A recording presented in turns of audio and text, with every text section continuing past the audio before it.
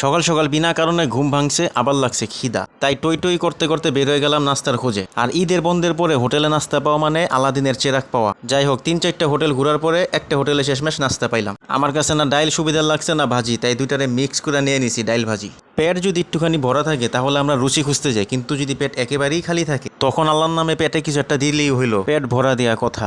ওই যে বলে না, পেটের শান্তি দুনিয়ার শান্তি। ঈদের বন্ধের পরে এখনো ঢাকায় মানুষ আসে নাই, তাই হোটেলে আমি বাদে আর কেউ ছিলও না। তার মানে আবার এটা মনে করেন না যে নাস্তা আমি নিজেই বানায় নিজেই খাইতেছি, এটা না, হোটেলের লোকজন তো ছিলই। খাবারের স্বাদ ভালো ছিল নাকি খারাপ সেটা আমি বলতে পারবো না, কারণ আমার লাগছিল প্রচুর পরিমাণে খিদা, আর খিদা লাগলে আমি স্বাদ মাত দেখি না, শুধু পেট ভরে দিয়ে আমার কাজ। মানুষ না থাকাতে আমার একটা সুবিধা হয়েছে যে হোটেলে শান্তিতে আমি ভিডিওটা করতে পারতেছিলাম। নাইলে যদি নর্মাল সময় হইতো আর আমি ভিডিও করতাম, তাহলে ভিডিও তো দূরের কথা, আমি ঠিক মতো নাস্তাও খেতে পারতাম কিনা তার ঠিক নেই। কারণ মানুষ থাকলে যদি দেখতো এরকম ফোন চালু করে আমি ভিডিও করতেছি, তাহলে নিজের নাস্তা রেখে আঁক করে আমার দিকে তাকিয়ে থাকতো। প্রতিবার ঈদে যখন ঢাকা ফাঁকা হয়ে যায় তখনই ঢাকাতে ঘুরতে, খাইতে, উঠতে, বসতে সবকিছু করতেই মজা লাগে। যদিও আমি আমার বাপদাদা সবাই ঢাকাইয়া, কিন্তু আমি এই কথা বললাম না যে যারা দেশে গেছে তারা দেশে গেলে আমাদের জন্য ভালো হয়। কিন্তু আমি একটা কথা বললাম, প্রতি বছর ঈদে যখন লক্ষ লক্ষ মানুষ গ্রামে চলে যায় তখন কিন্তু আমরা একবারের জন্য শুনি না যে গ্রামে কোথাও জাম লাগছে বা পানি সংকট পড়ছে বা গ্যাস সংকট পড়ছে বা কোনো ঝামেলা হইতেছে। তার মানে বাংলাদেশে জায়গা আছে ঠিকই, কিন্তু আমরা সবাই আসা রয়েছি ঢাকাতেই। আসলে যারা গ্রামে থাকে তারাই প্রকৃত সুখে থাকে, আর আমার মতন যাদের গ্রামই নেই তারাই বুঝতে পারে আসল কষ্ট। প্রতিবার ঈদে মন চাইলেও আমরা কোথাও যাইতে পারি না।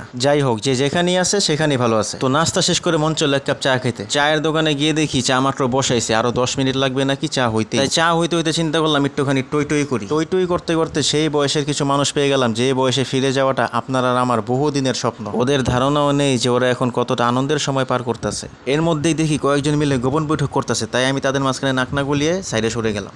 আমার চা খাওয়ার আগেই সকালে রোদ উঠে গেছে, তাই ভাবলাম একে তো গরম, তার মধ্যে রোদ উঠে গেছে, এর মধ্যে চা খাওয়াটা ঠিক হবে কিনা। পরে ঠিক বেঠিককে গুলি মেরে এক কাপ চা নিয়ে নিলাম, কারণ গরম হোক আর শীত হোক যারা নেশার মতন চা খায় তাদের জন্য কিছুই আটকায় না। সকাল সকাল ঘুম থেকে উঠে আপনি ব্যায়াম করেন, নাস্তা খান, যত কিছুই করেন না কেন, যদি আপনি এক কাপ চা না খান তাহলে আপনার শরীর আর মন দুইটার একটাও চাঙ্গা হবে না। এখন অনেকে বলতে পারেন চাঙ্গা আবার কি? চাঙ্গা হলো, আপনারা দাঙ্গা তো চিনেন, সেই দাঙ্গার চাস্তো ভাইয়ের নামই হলো চাঙ্গা। ধন্যবাদ। আর এখন যদি আপনি সেরকম মানুষ হন যে চাঙ্গা আর দাঙ্গা দুইটাই জানেন না, তাহলে আপনি মুড়ি খান।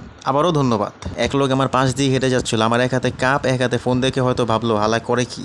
তো আমার নাস্তা পানি চা সবই খাওয়া শেষ, এখন বাসা চলে যাব। আজকে আবার জুম্মার দিন, তো গোসল করে নামাজ পড়তে যেতে হবে। আমি যেখানে ছিলাম সেখানে আবার মেলা বসছে, তো মেলাতে যত কিছুই থাকুক আর না থাকুক নিমকি তো থাকবেই থাকবে। তো দোকানদাররা গরম গরম নিমকি বানিয়ে ভাজতেছিল, তাই আমি দাঁড়িয়ে দাঁড়িয়ে একটু দেখলাম যে নিমকি কিভাবে কি করে বানায়। আগে একটা সময় ছিল যখন আম্মু মেলা থেকে নিমকি নিয়ে আসতো, বিকেলে নিমকি নিয়ে আসতো, রাতের মধ্যে আমি নিমকি শেষ করে ফেলতাম খেয়ে। আর এখন এমন সময় হয়ে গেছে এক বক্স তো দূরের কথা, এক মুঠি নিমকি খেতে পারুম কিনা তার ঠিক নাই। যাই হোক, কথা বলতে বলতে অনেক কথাই বলে ফেললাম। আপনারা সবাই ভালো থাকবেন, সুস্থ থাকবেন, নিজেকে নিজে খুশি রাখবেন।